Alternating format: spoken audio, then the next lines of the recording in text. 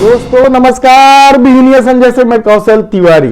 कर्मचारियों के, अधिकारियों के और दैनिक वेतन भोगी अस्थायी कर्मचारियों की हड़ताल की वजह से छत्तीसगढ़ में सरकारी कामकाज पूरी तरीके से अस्त व्यस्त है, लेकिन सरकार अभी झारखंड के विधायकों के आवभगत में लगी है। राजधानी के सबसे महंगे होटल में उन विधायकों को ठहराया गया है और इस डर से ठहराया गया है कि कहीं कुछ विधायक भाजपा के हाथों बिक न जाए और झारखंड की सत्ता चली न जाए।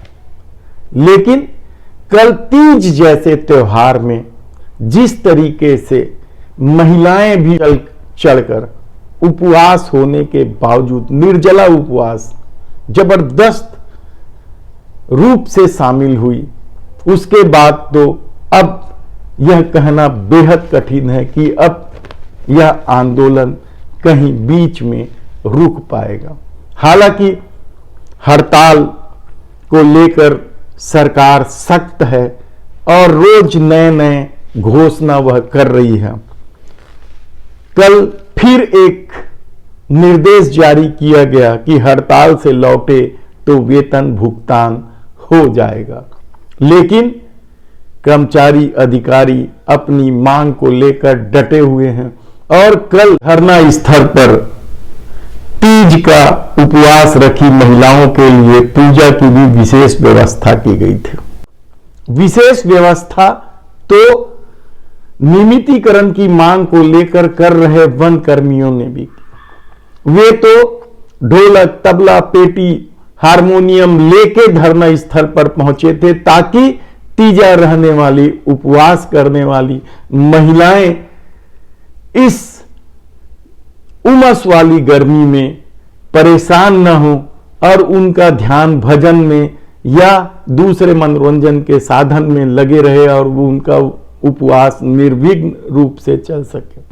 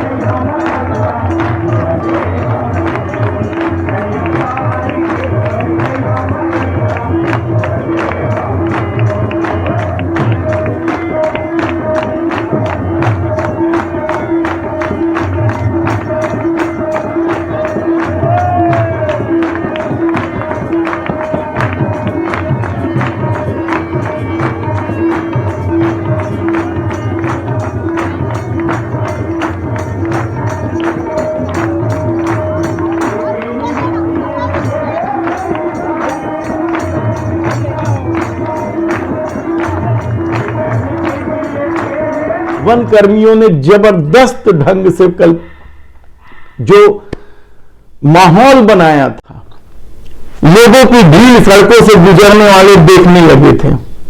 कई वन कर्मी तो ढोलक और तबले की ताल पे नाच भी रहे थे। वन कर्मियों ने कल संसदीय सचिव विकास उपाध्याय से भी मुलाकात करके अपनी व्यथा कही। इस तरह के माहौल में यदि आंदोलन चल रहा है तो सरकार को सोचना होगा कि कब तक वे सरकारी कामकाज प्रभावित करेंगे। यहां तक कि स्कूलों में भी कामकाज बुरी तरीके से प्रभावित है। सितंबर में तिमाही परीक्षा होनी थी। हड़ताल के चलते अधिकांश स्कूलों में मासिक आकलन भी अटका हुआ है। वन कर्मियों के आंदोलन की वजह से एक अलग स्थिति बनी हुई। ड्राइवर, खानसामा सब अनियमित अस्थायी कर्मचारी आंदोलन कर रहे हैं, जोश खरोश के साथ आंदोलन कर रहे हैं और उनके जोश को देखकर नहीं लगता है कि वे बीच में किसी भी सरकार के आश्वासन पर वापस लौटेंगे। उनकी एक ही मांग है स्थायीकरण। और यह मांग नहीं, दरअसल सत्ता में आने वाली भूपेश सरकार का वादा था जो उन्होंने पूरा नहीं किया है। इसलिए तमाम विभाग के कर्मचारी इस आस में बैठे हैं कि अब 4 साल होने जा रहा है और सरकार उनके लिए कुछ न कुछ करेगी। लेकिन सत्ता का अपना खेल है, सत्ता का अपना रवैया है। वह तो चाहती है कि आंदोलन टूट जाए, आंदोलन में लोग शामिल न हो, इसलिए तरह तरह के निर्देश आदेश जारी कर रही है ताकि आंदोलन को तोड़ा जा सके। लेकिन आंदोलन में जो लोग हैं उन्हें अपनी भाषा पर संयम रखना होगा। कर्मचारी अधिकारी फेडरेशन के एक नेता विजय झा के खिलाफ FIR दर्ज हुई है। उन्होंने मुख्यमंत्री भूपेश बघेल के खिलाफ विस्मरण किया था, मारने की धमकी तक दे डाली थी। इसी तरह कांकेर के एक CEO ने भी अपनी वाणी पर संयम नहीं बरत पाए और उन्होंने तो पूर्व मुख्यमंत्री रमन सिंह तक को नहीं छोड़ा। भूपेश बघेल वर्तमान मुख्यमंत्री के खिलाफ तो विस्मरण किया ही किया, भाजपा के पूर्व मुख्यमंत्री डॉक्टर रमन सिंह के खिलाफ भी जमकर विस्मरण किया और उन्हें कारण बताओ नोटिस कलेक्टर ने जारी कर दिया।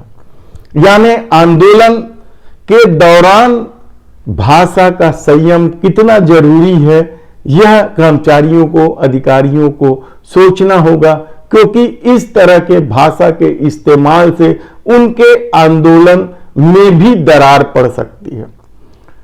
भाषा आदमी के स्तर की पहचान होती है और इस पर संयम उतना ही जरूरी है। ये अलग बात है कि 2014 के बाद से जो दौर चला है, जिस तरीके से नफरत के बीज बोए गए हैं, उनमें बड़े बड़े लोगों की भाषा पर नियंत्रण गायब हो चुका है। लेकिन यदि आंदोलन लंबा चलाना है, आंदोलन को सफलता के अंजाम तक पहुंचाना है, तो आपको भाषा पर संयम रखना जरूरी होगा।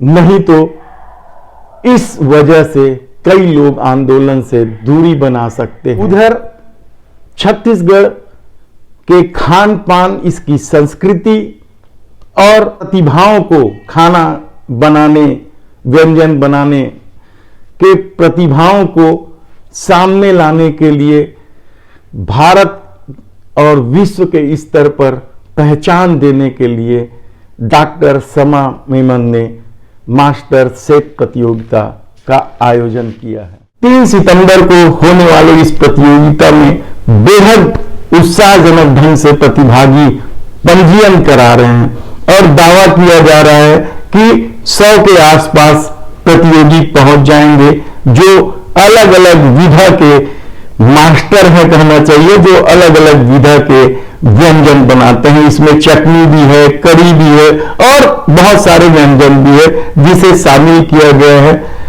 टैगोर नगर में होने वाले इस प्रतियोगिता के लिए पंजीयन शुरू हो चुका है।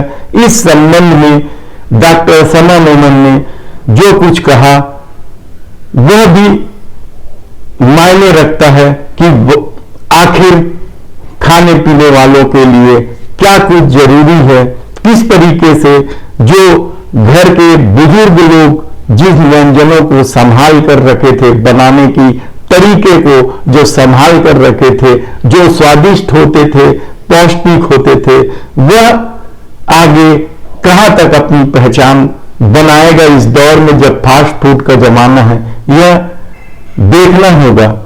मैं हूं मास्टर शेफ इंडिया डॉक्टर सना मेमन और हम लेकर आ रहे हैं फैंटास्टिक मास्टर शेफ इंडिया अपने शहर रायपुर में।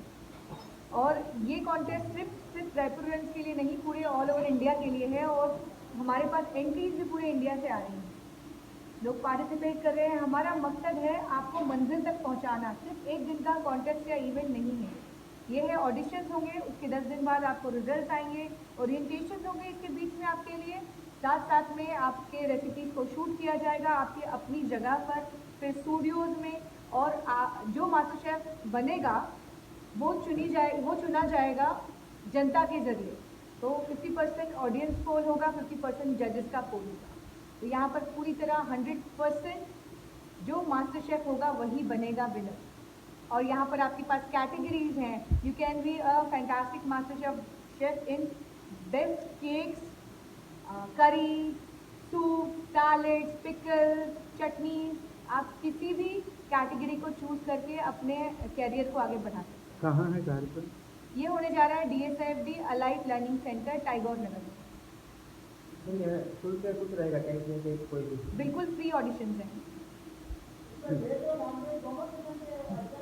वेज, प्योर वेज पे हम लेकर आ रहे तो हैं। ये आपने सुना डॉक्टर समा मेमन को।